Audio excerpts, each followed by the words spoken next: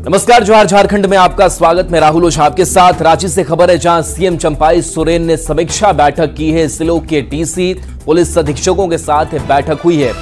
बता दें कि कानून व्यवस्था, अपराध नियंत्रण पर चर्चा की गई है। शराब तस्करी के खिलाफ सख्त कार्रवाई के निर्देश भी सीएम की तरफ से दिए गए हैं। वन और भू राजस्व से जुड़े मामलों पर भी चर्चा की गई है। तो ये रांची से तस्वीर आपको दिखा रहे हैं, उस बैठक की तस्वीर आपको दिखा रहे हैं जहां सीएम चंपाई सोरेन ने कई सख्त निर्देश भी दिए हैं। पुलिस अधीक्षकों के साथ बैठक हुई है, जिलों के डीसी के साथ बैठक हुई है।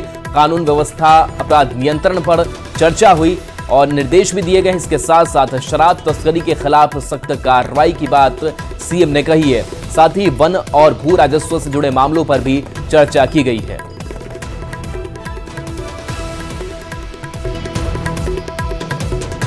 रांची के सांसद संजय सेठ ने बतौर केंद्रीय राज्य मंत्री अपना कार्यभार संभाल लिया है। बता दें कि रांची के 2 बार सांसद रहे संजय सेठ को मोदी 3.2 की सरकार में केंद्रीय रक्षा राज्य मंत्री की जिम्मेदारी सौंपी गई है।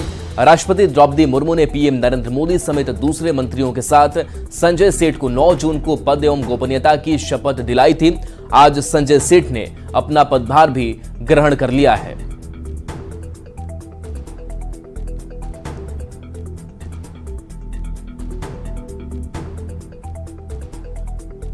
मोदी का धन्यवाद। हमारे अभिभावक रक्षा मंत्री राजनाथ सिंह जी का बहुत धन्यवाद।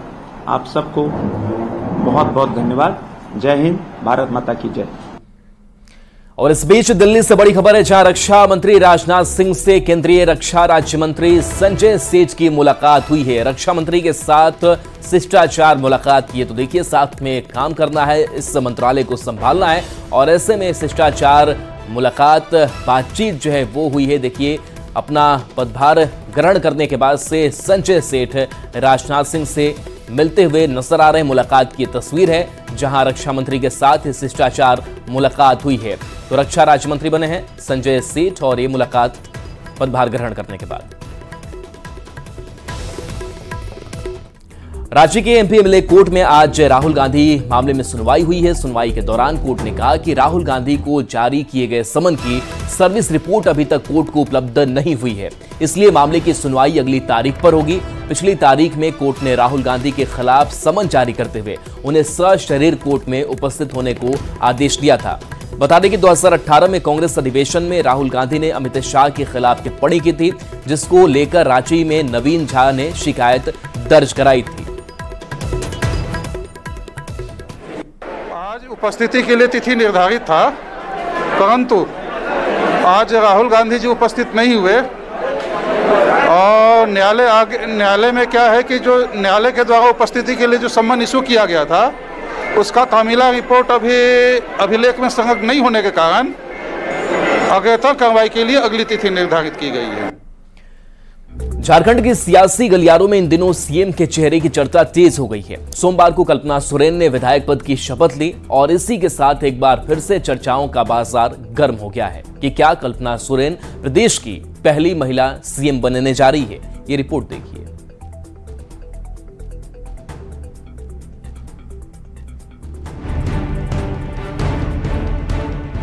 झारखंड में लोकसभा का चुनाव खत्म होते ही विधानसभा चुनाव की सरगर्मी तेज हो गई है। बैठकों और मंथनों का दौर चल रहा है, लेकिन इन सब के बीच इन दिनों प्रदेश की सियासत का केंद्र बिंदु कल्पना सोरेन बन गई हैं, क्योंकि चर्चाओं का बाजार गर्म है कि गांडे से विधायक बनी कल्पना सोरेन को बड़ी जिम्मेदारी मिल सकती है। जेएमएम राज्य की सत्ता में कल्पना सोरेन को बड़ा पद सौंप सकती है। दरअसल पति हेमंत सोरेन के जेल जाने के बाद कल्पना सोरेन ने जेएमएम की कमान संभाल ली। उन्होंने विधानसभा चुनाव में कई रोड शो और जनसभाएं की। जेएमएम ने उन्हें पार्टी का स्टार प्रचारक भी बनाया। इसके बाद गांडे सीट से जेएमएम की उम्मीदवार बनी। अब जब कल्पना ने गांडे का किला जीत लिया है, तो सबके मन में सवाल यही है कि क्या कल्पना सोरेन झारखंड की सीएम बनेंगी? नहीं, सोरेन परिवार की राजनीतिक विरासत बचा हुआ है। आदरणीय शिबू सोरेन है, हेमंत सोरेन है, बसंत सोरेन है, तो तमाम उनके लोग हैं। और उसमें स्वाभाविक तौर पे कल्पना सोरेन जी की अहम भूमिका है। कांग्रेस और जेएमएम भले ही कल्पना सोरेन को लेकर एक मत हो, लेकिन इसको लेकर जेडीयू का मत अलग है। जेडीयू इन कयासों को लेकर जेएमएम पर न सिर्फ सवाल उठा रही है, बल्कि परिवारवाद का आरोप भी लगा रही है। इसी तरह बीजेपी भी कल्पना सोरेन के नेतृत्व पर सवाल खड़े कर रही है। ये जो इंडी गठबंधन के लोग हैं, जो परिवारवाद के पोषक रहे हैं, और जितने भी पार्टियां हैं इसमें, चाहे बिहार में आप देखिए राष्ट्रीय जनता दल, आप यहाँ देख लीजिए जेएमएम, कि परिवारवाद का पोषक रहे या अनुभवहीनता का शिकार झारखंड ऑलरेडी झेल रहा है। राजनैतिक रूप से ये कितने अनुभवहीन लोग हैं, वो तो सत्ता देकर जनता ने देख लिया इनको। कल्पना सोरेन को पार्टी क्या जिम्मेदारी देगी, या वो आगे चलकर प्रदेश की पहली महिला सीएम बनेंगी या नहीं, इसका तो पता नहीं। लेकिन इन कयासों ने कहीं न कहीं इंडी गठबंधन के सहयोगियों के बीच दरार जरूर पैदा कर दी है। कयासों और दावों का दौर प्रदेश की सियासत को कौन सा नया मोड़ देती है, ये तो वक्त ही बताएगा। रांची से निरंजन कुमार सिन्हा के साथ न्यूज़ 18।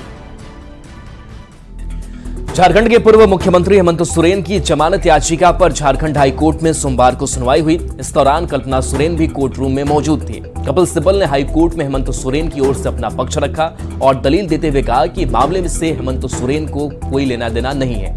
ईडी के पास भी इसका सबूत नहीं है। मामले की अगली सुनवाई 12 जून को होगी। वकील ने कोर्ट में दलील दी कि जमीन लीगल है या नहीं, ईडी नहीं बता सकती। मालिकाना हक तय करना ईडी का काम नहीं है। कोई भी दस्तावेज हेमंत सोरेन के नाम से नहीं है। यह भी कहा गया कि मामले में अभी तक एफआईआर दर्ज नहीं कराई गई। मामला पीएमएलए एक्ट के तहत नहीं आता, यह सिविल केस है। इसलिए खास क्या वो तो जज साहब फैसला करेंगे तभी पता चलेगा। इस पूरे केस में आपको ऐसा क्या लगता है, ऐसा जो मैं इसके बारे में नहीं बोलूंगा क्योंकि मैटर सब जुडिस है। 4 महीने बाद विधानसभा चुनाव होने हैं। इस बीच पीएम मोदी के मंत्रिमंडल में जगह नहीं मिल पाने से आजसू के सांसद चंद्र प्रकाश चौधरी की नाराजगी की खबरें सामने आ रही है। इसको लेकर आजसू के केंद्रीय प्रवक्ता चंद्र प्रकाश चौधरी से बात की न्यूज़ 18 संवाददाता संजय कुमार सिन्हा ने।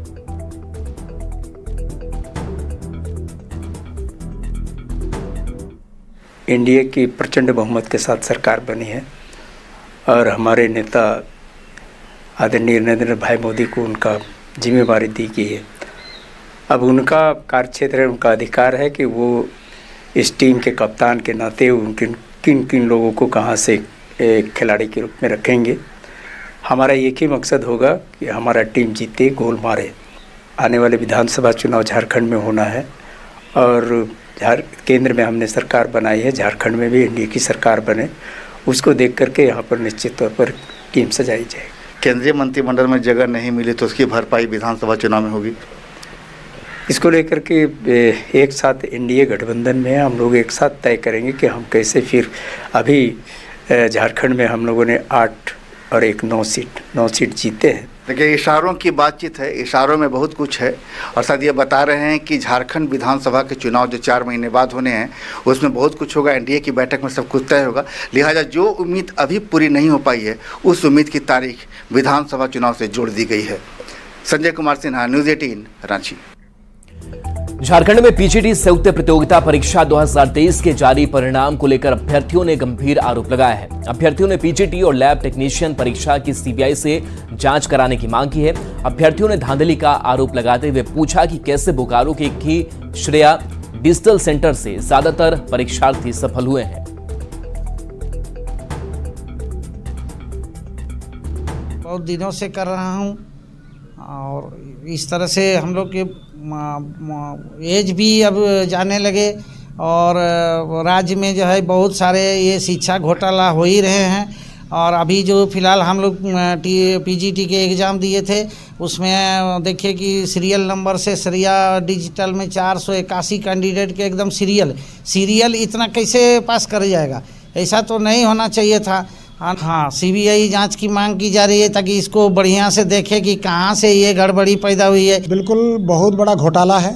झारखंड में आपने देखा होगा कि जेपीएससी हो या जेएसएससी हो, घोटाला तो होते ही रहता है, लगातार रोल नंबर वाले लगातार पास होते रहते हैं जेपीएससी। ये मतलब एक ये परंपरा बना लिया गया है, धंधा बना दिया गया है ये श्रिया घोटाला। बताइए, इस एक सेंटर से करीब 481 यानी 500 के आसपास बच्चे लगातार पास कर जा रहे हैं और अच्छे मार्क्स से वो लोग नियुक्ति के लिए चाह रहे हैं। टीजीटी में बहुत बड़ा घोटाला हुआ है, झारखंड में लूट मचा हुआ है। सिमडेगा में नल जल योजना का बुरा हाल है। ग्रामीणों के घरों में टंकी तो है लेकिन पानी नहीं है, जिसके चलते लोगों को काफी दिक्कतों का सामना करना पड़ रहा है। शिकायत के बाद चापाकल ठीक करवाया जाता है लेकिन फिर वही हाल हो जाता है। इसको लेकर कांग्रेस जनप्रतिनिधि दिलीप तिर्की ने योजना में भ्रष्टाचार का आरोप लगाया है। सरासर झूठी बात है। इसमें 100% जो काम करने की बात कही जा रही है 100% काम नहीं करने की आंकड़ा है। और इसमें सबसे मुख्य बात यह है कि पूरा जिला में जल सहियाएँ जो कि पीएचडी विभाग को काम करने के लिए मदद करती हैं, जो भी ठेकेदार क्षेत्र में जा रहे हैं, जल नल योजना के तहत काम कर रहे हैं या बड़े जल मीनार लगा रहे हैं, उनका इनके साथ में कोई भी समन्वय नहीं है। हम लोग के जहाँ से भी शिकायत प्राप्त हो रही है, या तो जनप्रतिनिधि के द्वारा या पेपर के माध्यम से या कहीं से भी, उसको हम लोग कोशिश कर रहे हैं कि 2 से 3 दिनों में उसको ठीक करा दिया जाए। प्लस जो आपका चापाकल का मरम्मती का है उसके लिए भी हमारा टीम चल रहा है, उसे भी 72 घंटे में हम लोग प्रयास कर रहे हैं कि। सिमडेगा के बानो प्रखंड के सोए पंचायत तेलापत्रा टूली गांव में बिजली विभाग की एक कारस्तानी सामने आई है, जिस गांव में बिजली की तार ही नहीं गुजरी हो, जहां लोगों ने आज तक बिजली के दर्शन भी नहीं किए, वहां के ग्रामीणों को बिजली विभाग ने लंबे चौड़े बिजली के बिल भेज दिए। अब बिना बिजली जलाए हजारों रुपए के बिल देख ग्रामीण काफी परेशान है। जगह में बिजली नहीं है, पोल खुटा नहीं है, वायर नहीं है, और बिजली बिल आया है। कितना आया बिजली बिल? 17,881 रुपया। कब आया बिजली बिल? शनिवार को।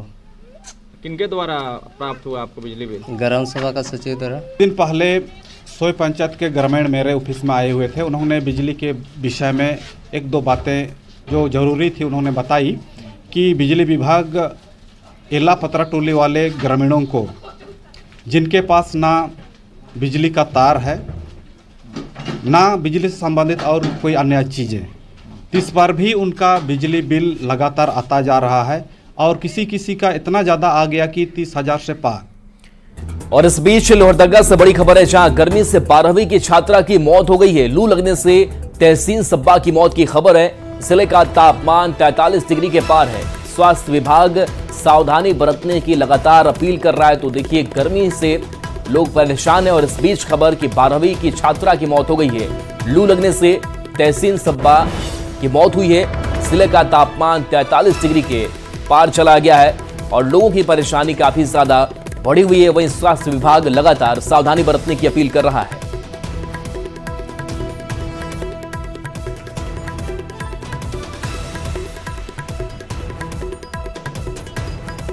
अभी यहाँ लोहरदगा में बहुत ज़्यादा चल रहा है, करीब टेम्परेचर 44 डिग्री तक पहुँच गया है। तो हम लोग यही अपना हॉस्पिटल में तो खैर 10 बेड सदर अस्पताल में लोग रिजर्व रखे हुए हैं। उसके अलावा ORS और जो भी हीट वेव से संबंधित जो कंप्लेन सब आ जाता है, कुछ साइन सिम्टम, उसके लिए भी दवा भी उपलब्ध है। प्रधानमंत्री नरेंद्र मोदी ने तीसरी बार प्रधानमंत्री पद की शपथ ली है। ऐसे में जमशेदपुर शहर में सभी शिक्षकों ने प्रधानमंत्री नरेंद्र मोदी को बधाई देते हुए उनके विकसित भारत में अपना योगदान देने की बात कही है। शिक्षक संघ के मिनी मोदी के नाम से जाने जाने वाले शिक्षक डॉक्टर परमानंद मोदी ने शपथ लेते हुए कहा कि प्रधानमंत्री की हर एक सपने को पूरा करने के लिए हम भी अपना योगदान देंगे। एक्ट बने और इसके बदले में भारत सरकार की चलाई गई 3 मुहिम, भारत की नई शिक्षा नीति को सुदृढ़ करना एवं आत्मनिर्भर भारत के सपना को पूरा करना और आगे भविष्य में विकसित भारत को बनाने में हमारी संगठन व दृढ़ संकल्पित है। आगे चल कर करके भारत सरकार के विकसित भारत में हमारा योगदान रहेगा। गुमला से बड़ी खबर है, जहां पुलिस ने महिला को गिरफ्तार किया है। आरोपी नसीम खान मौके से फरार बताया जा रहा है। 3.5 किलो प्रतिबंधित मांस भी बरामद किया गया है। पुलिस ने आरोपी की बाइक जब्त की है। पूरे मामले की जांच में पुलिस से जुटी हुई है। तो पुलिस ने महिला को गिरफ्तार किया है। ये गुमला से खबर बता रहे हैं, जहां आरोपी नसीम खान मौके से फरार बताया जा रहा है। पुलिस ने आरोपी की बाइक भी जब्त की है।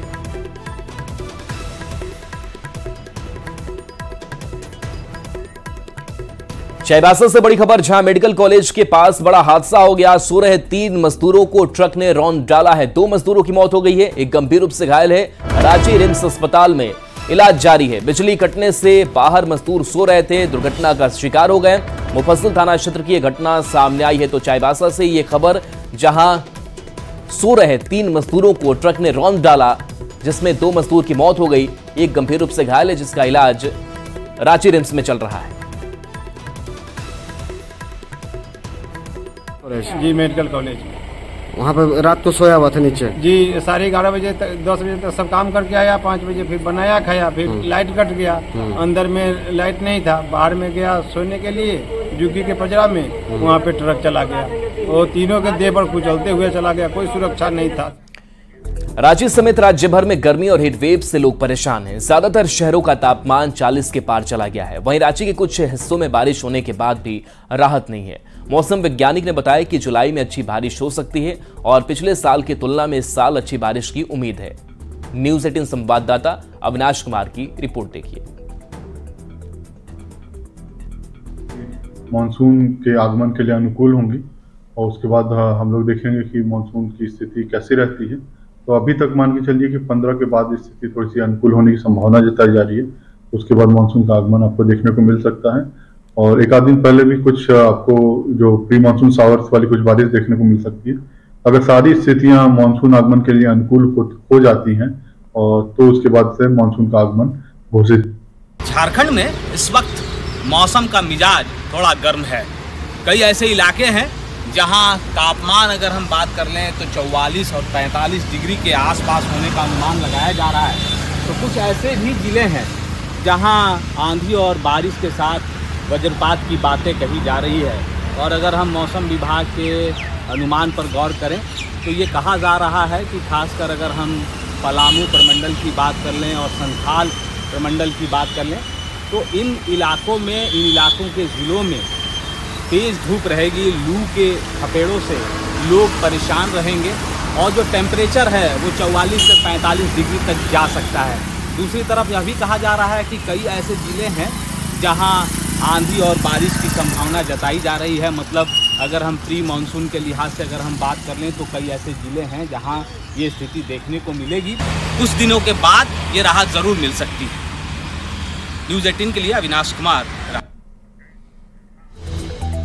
और धनबाद में पारा 44 डिग्री तक पहुंच गया और लोग भीषण गर्मी से बेहाल है। शहरी निगम क्षेत्र से लेकर ग्रामीण क्षेत्रों में रहने वाले लोग पीने के पानी के लिए परेशान हैं।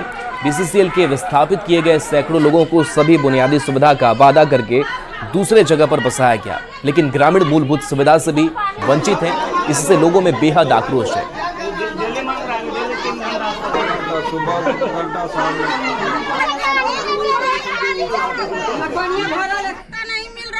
बाल बच्चा को पढ़ाई लिखाई हो रहा है और जब से हम लोग को बसाया है तो ऐसा गर्म में हम लोग सूते पड़ेंगे। बाहर में बिजलियों भी काट देता है। सब चीज के हम लोग का सुविधा नहीं तकलीफ देता, कोई चीज का हम लोग की सुविधा नहीं है।